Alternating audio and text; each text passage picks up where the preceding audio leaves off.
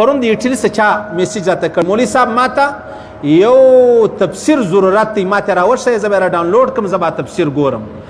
ما ورته ویلې و تا ته د تفسیر څه ضرورت دی چې ته تفسیر ګورې ولې قرآن پاک د معنا سره ویل دا خو نو ډېر ثواب لري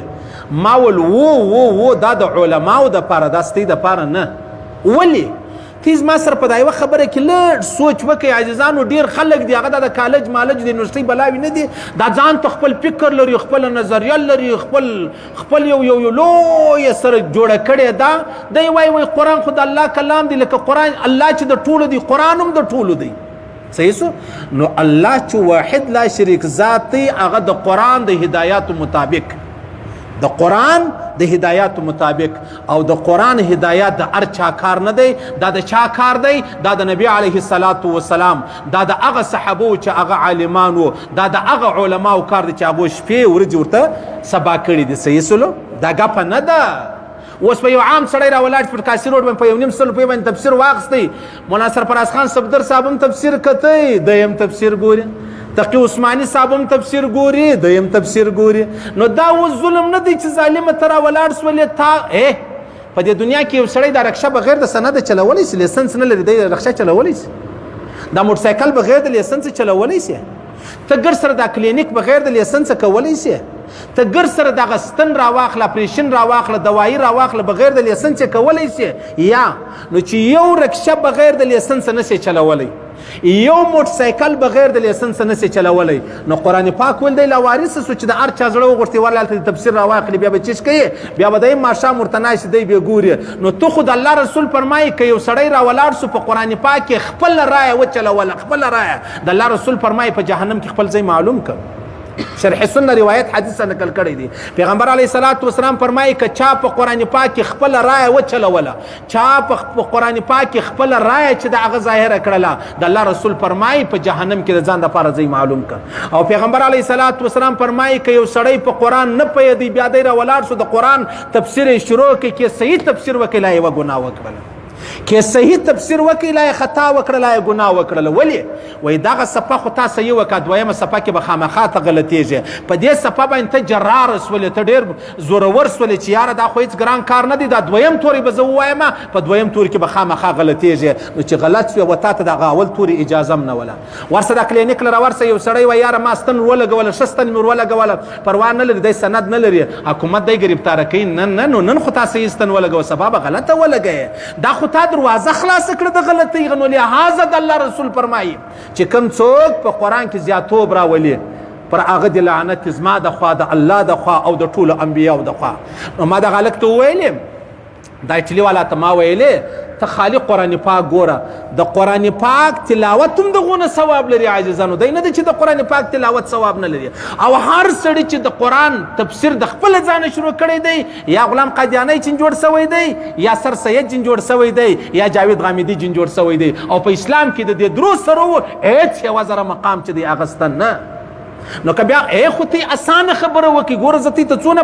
په اسانو لفظو کې وایم ته دا کپړې ول درځي راوړې نو خو یو مشین دی راوړه دلته ورس په دا کاسې روډۍ واخله په کور کې ورته کښېنه کپړې جوړې کولې نه جوړې نو خو به پوهېږې چې زما د 600 روپۍ جوړه خرابېږي دلته د 600 روپۍ د جوړې خیال در سره سته دلته د الله د کلام خیال نسته در سره نو خو معلومه دا سوه چې د الله کلام څه خاص کیسه نه لري یاره زه بیا ووایم زما خو نیت صفا دی یو سړی وایي زما نیت صفا دی نو ښه توری دی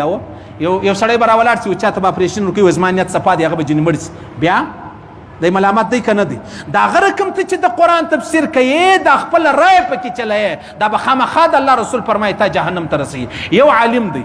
سند یافته دی استادان هغه تر پیغمبر علیه السلام پورې ورسېدل هغه تفسیر کوي توری جن غلط سولو توری جن غلط سوله د الله رسول فرمایي تا ته یو ثواب درکوي او که ستا توری برابر سو 2 ثواب الله درکوي یو د توری برابر کوي او بل د کوشش پکې وکړي صحیح سلو دا خو ګپه نه ده دا مجلس نه دی څونه ډېر زموږ ملګري ستا د تم تفسیر پروت سبحان الله الله اکبر الله اکبر ایاک نعبد و ایاک نستعین دی عمران خان به نه چین جوړه دا خو پر دا ځای رالی اسانه تورې دي ته خو د الف لام را واړوه ته سوره بقره را واړوه ته دا پرېږده ته خو عما یتساءلون لره ولاړ سه ته خو ولاړ سه اذا الشمس کوورت و اذا النجوم انکدرت و اذا الجبال سیرت و اذا العشار عطلت ته خو دې لره ولاړ سه پته به ولګېږي دا مه کوه صحیح سو و تا ته اجازه بالکل د دې شانو چې دی هغه نسته د الله رسول فرمایي پر هغه چا دی لعنت دی چې کم سړی په قرآن پاک کې زیاتوب راولي او چې سړی عالم هغه په قرآن پاک کې زیاتوب نشي راوستلی سړی عالم هغه په قرآن پاک کې زیاتوب چې نه عالم و هغه ته دروازه خلاصه سو بس بیا به د ځان خپل تفسیرونه کوي بیا به د ځان خپل رائے پیښوي بیا به د ځان ډېر لوی لوی دعوی کوي د الله رسول حضرت شیخ صاحب رحم الله یو حدیث نقل کړی دی پیغمبر علیه الصلاۃ والسلام فرمایي زه چې زما پر امت باندې بیریږم په هغو کې یوه خبره دا ده په آخره زمانه کې به هر عام او خاص سړی د قرآن تفسیر کوي